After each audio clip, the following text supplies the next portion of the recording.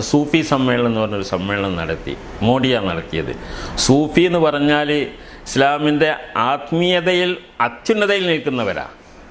ആത്മീയതയാണ് ഇസ്ലാം, അതിൽ നിന്ന് അത്യുന്നത പദവിയിൽ നിൽക്കുന്നവർക്കാണ് സൂഫികൾ എന്ന് പറയുന്നത്. വളരെ സൂക്ഷ്മ ജീവിതം, ഒരു മോശവുമില്ലാത്ത, ഒരു കളവ് പറയാത്ത, ഒരു വക്രമായൊരു വഴിയിൽ കടക്കാതെ ചിന്തിക്കാത്ത, ഒരു മോശമായൊരു ചിന്ത പോലും ഇല്ലാത്ത ആളുകളാണ് സൂഫികൾ.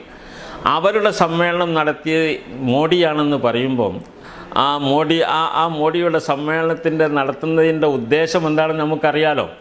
അതിൽ പങ്കെടുത്തത് ഇവിടുന്ന് കേരളത്തിൽ നിന്ന് പങ്കെടുത്ത വലിയ ഒരാൾ AP ആണ്, കാന്തപുരാണ്. അദ്ദേഹത്തിൻ്റെ കുറച്ച് ആളുകളുമാണ് പങ്കെടുത്തിരിക്കുന്നത്. ഇതിൽ നമുക്ക് മനസ്സിലാക്കുന്നത് എല്ലാ കാലത്തും ഒറ്റുകാരുണ്ടായിട്ടുണ്ട്. ഓരോ സംഘടനക്കും രാജ്യത്തിനും ഒക്കെ ഒറ്റുകാരെന്ന് പറഞ്ഞൊരു കൂട്ടരുണ്ടായിട്ടുണ്ട്. അതിൽപ്പെട്ട തനിക്ക് ജീവിക്കാൻ വേണ്ടി എന്തും ചെയ്യാം, ഇസ്ലാമിനെ തകർത്താലും വേണ്ടില്ല എന്ന നിലപാടിൽ കൂടെ പോകുന്ന ഒരാളായിട്ട് അദ്ദേഹത്തെ കാണാൻ കഴിയുള്ളൂ. അദ്ദേഹത്തിന് ഒരുപാട് സംഭാവനകളോ അല്ലെങ്കിൽ ആനുകൂല്യങ്ങളോ ഒക്കെ കിട്ടുന്നുണ്ടായിരിക്കാം. അതിപ്പോൾ ആരാണെങ്കിലും തരും. ഒരു ശത്രുപക്ഷത്ത് കൂടിയാൽ ശത്രുക്കൾ സഹായിക്കും, അത് തീർച്ചയാണ്.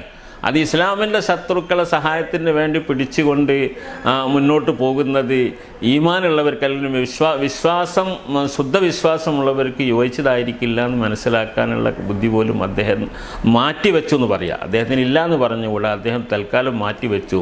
അദ്ദേഹത്തിൻ്റെ ചില തുച്ഛമായ നേട്ടങ്ങൾക്ക് വേണ്ടിയിട്ട് അദ്ദേഹത്തിൻ്റെ ശാശ്വതമായ നേട്ടത്തെ പോലും കളഞ്ഞു കുളിക്കാൻ അദ്ദേഹം തയ്യാറായി. ആ നിലപാടാണ് അദ്ദേഹം ഇന്നും സ്വീകരിച്ചു കൊണ്ടിരിക്കുന്നത് എന്നുള്ളതും വളരെ വസ്തുതയാണ്. ഇപ്പോൾ ഇന്നത്തെ അവസ്ഥ എന്താണെന്ന് അറിയില്ല. ഇന്നിപ്പം BJP ഒക്കെ വളരെ കടുത്ത നിലപാടുകൾ എടുത്തുകൊണ്ട് മുന്നോട്ട് പോകുന്ന സാഹചര്യത്തിൽ അദ്ദേഹം എന്ത് നിലപാട് എന്നുള്ളത് നമ്മളെ സംബന്ധിച്ചിടത്തോളം അജ്ഞാതമാണ്. അദ്ദേഹത്തിന് നല്ല ബോധം ദൈവം കൊടുക്കട്ടെ എന്ന് നമുക്ക് പറയാനുള്ളൂ. പ്രസ്ഥാനങ്ങൾ വളർത്തുന്നതിന് തെറ്റില്ല. ആ പ്രസ്ഥാനത്തിൻ്റെ അടിസ്ഥാന തത്വം എന്താണെന്നുള്ളതിലാണ് നോക്കേണ്ടത്. പ്രസ്ഥാനം ഓരോരുത്തരുണ്ടാക്കുന്നത് വളർത്താൻ അവൻ നോക്കണം എന്നുള്ളതാണ്. എന്നാൽ അദ്ദേഹം ഗ്രാൻഡ് മുഫ്തി ഗവൺമെൻറ് അംഗീകരിച്ചു എന്നൊക്കെ പറയുന്നിടത്ത് തന്നെ നമ്മൾ തിരുത്തൽ വേണം. ഗ്രാൻഡ് മുഫ്തി എന്ന് പറയുന്നത് ഡൽഹിയിൽ അതിനൊരു സംവിധാനമുണ്ട്. ആരാണത് മുഫ്തിയാക്കേണ്ടത് എന്നുള്ള ഒരു സംവിധാനം പണ്ട് കാലത്ത് പാരമ്പര്യമായി പോരുന്നതാണ്. അതിനെ ലംഘിച്ചുകൊണ്ടാണ് അദ്ദേഹം സ്വയം പ്രഖ്യാപിച്ച് പത്രങ്ങളിൽ കൊടുത്ത ഒരു വ്യാജ വാർത്തയാണത് എന്നുള്ളതാണ്. വ്യാജ വാർത്ത എന്ന് പറഞ്ഞാൽ അദ്ദേഹം കുറച്ച് ആൾക്കാരെ കൂട്ടി ഫോട്ടോ എടുത്ത് കൊടുത്തിട്ടുണ്ടായിരിക്കാം എന്നല്ലാതെ അതിൻ്റെ ചെയ്യേണ്ട ആളുകൾ, ആ സംഗതി നിർവഹിക്കേണ്ട അല്ലെങ്കിൽ ആ സ്ഥാനാരോഹണം നടത്തേണ്ട ആളുകൾ ആരാണോ അവരല്ല ചെയ്തിരിക്കുന്നത്. അത് നിങ്ങൾ പത്രത്തിലൊക്കെ വായിച്ചിട്ടുണ്ടായിരിക്കും. ഉടനെ തന്നെ ഒരു മാസത്തിന് ശേഷം അവിടുത്തെ യഥാർത്ഥ പാരമ്പര്യമായിട്ട് അങ്ങനെ ഗ്രാൻഡ് മുഫ്തിയെ നിശ്ചയിക്കുന്ന ആളുകൾ കൂടിക്കൊണ്ട് ഔദ്യോഗികമായിട്ട് അവരുടെ ഗ്രാൻഡ് മുഫ്തിയെ നിശ്ചയിച്ചതായിട്ട് നമുക്കറിയാൻ സാധിച്ചിട്ടുണ്ടല്ലോ. നമ്മൾ പത്രത്തിലൊക്കെ വായിച്ചില്ലേ. എന്നിട്ടും ഇദ്ദേഹം ഒരു ഉളുപ്പില്ലാത്ത രൂപത്തിൽ അദ്ദേഹം ഇങ്ങനെ ഞാൻ ഗ്രാൻഡ് മുഫ്തിയാണെന്ന് പറഞ്ഞ് നടക്കുന്നു എന്നല്ലാതെ അതിനെ ആ വിഭാഗം അംഗീകരിക്കുന്നേ ഇല്ല. പിന്നെ കേരളത്തിലെ ജനങ്ങളെ സംബന്ധിച്ച് അദ്ദേഹം ഒരു പരിഹാസ്യനായി എന്നല്ലാതെ അതിനെ സംബന്ധിച്ച് വേറെന്ത് പറയാനാ.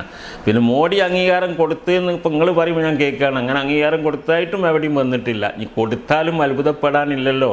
നേരത്തെ പറഞ്ഞതുപോലെ ഒറ്റുകാർക്ക് സമ്മാനങ്ങൾ കൊടുക്കുമല്ലോ, ആ കൊടുക്കുന്ന കൂട്ടത്തിലാണെന്ന് വെച്ചാൽ മതി. നേതൃത്വം ശരിയല്ലാത്തത് കൊണ്ടും നേതൃത്വത്തിൻ്റെ വളവ് കൊണ്ടാണല്ലോ അദ്ദേഹത്തെ തന്നെ പുറത്താക്കിയത്. അദ്ദേഹത്തിൻ്റെ ഗുരുനാഥന്മാരാണ് അദ്ദേഹത്തെ പുറത്താക്കിയത്. ഇപ്പം സമസ്തയുടെ പ്രസിഡൻ്റായിരുന്ന കണ്ണിയത്ത് അഹമ്മദ് മുസ്ലിയാർ, അദ്ദേഹം ഇവിടുത്തെ എല്ലാ പണ്ഡിതന്മാരുടെയും ഇതിൻ്റെ ജനറൽ സെക്രട്ടറി AK അബൂബക്കർ മുസ്ലിയാരുടെ അടക്കമുള്ള ഉസ്താദാണ്, ഗുരുനാഥനാണ്. AK അബൂബക്കർ മുസ്ലിയാരാണെങ്കിൽ AP അബൂബക്കർ മുസ്ലിയാരുടെ പല ഉസ്താദന്മാരുടെയും ഉസ്താദാണ്. AP അബൂബക്കർ മുസ്ലിയാരൊക്കെ എത്രയോ പിന്നിലെ തലമുറയിൽപ്പെട്ട ആളാണ്. അവരെ സംബന്ധിച്ചിടത്തോളം നോക്കിയാൽ അവരുടെ ശിഷ്യനൊക്കെ ആയിട്ടാണ് വരുന്നത്. ആ നിലക്ക് ഉസ്താദന്മാരെ ഗുരുനാഥന്മാരുടെ കുരുത്തക്കേട് എന്ന് പറയാണ്ട് നമ്മൾ അത് വാങ്ങി അവരെ സംഘടനയിൽ പിളർപ്പുണ്ടാക്കി പുറത്ത് ചാടിയ ആളാണ് അദ്ദേഹം. അതോടുകൂടെ തന്നെ അവർക്കെതിരെ കേസ് കൊടുക്കുകയും അതുപോലെ പല മഹല്ലുകളിലും കുഴപ്പമുണ്ടാക്കുകയൊക്കെ ചെയ്തുകൊണ്ട് പ്രവർത്തിക്കുന്ന പ്രവൃത്തിയാണ്.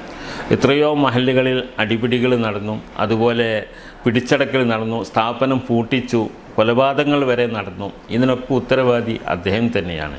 ഇവിടെ അതിനു മുമ്പ് അതിന് മുമ്പും ആദർശപരമായ വ്യത്യാസങ്ങളൊക്കെ ഉള്ളവരുണ്ടായിട്ടുണ്ട്. മുജാഹിദ് ഇവിടെ ഉണ്ടായിട്ടുണ്ട്, ജമാഅത്തെ ഇസ്ലാമി ഉണ്ടായിട്ടുണ്ട്, അതുപോലെ പല സംഘടനകളും ഉണ്ടായിട്ടുണ്ട്. അവരൊക്കെ ഉണ്ടാക്കിയിട്ട് അവരങ്ങോട്ട് അവരുടെ വഴിക്ക് പോകാമെന്നല്ലാതെ ഇങ്ങനെ നാട്ടിൽ ഇത്ര നാശം വിതച്ച ഒരു പ്രവൃത്തിയുമായിട്ട് മുന്നോട്ട് പോയത് ഇദ്ദേഹം മാത്രമാണ്.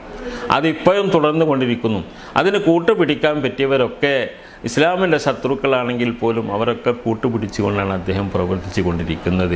അദ്ദേഹത്തിൻ്റെ അനുയായികളെന്ന് പറയുന്ന ചെറുപ്പക്കാരായ പണ്ഡിതന്മാരായി നടക്കുന്ന അവരുടെയൊക്കെ പ്രസംഗങ്ങളും പ്രഭാഷണങ്ങളും ഒക്കെ തന്നെ യാതൊരു പ്രതിപക്ഷ ബഹുമാനവും ഇല്ലാത്ത, നീതീകരമല്ലാത്ത പലതും അവർ ഉപയോഗിക്കുന്നു എന്നുള്ളതാണ്.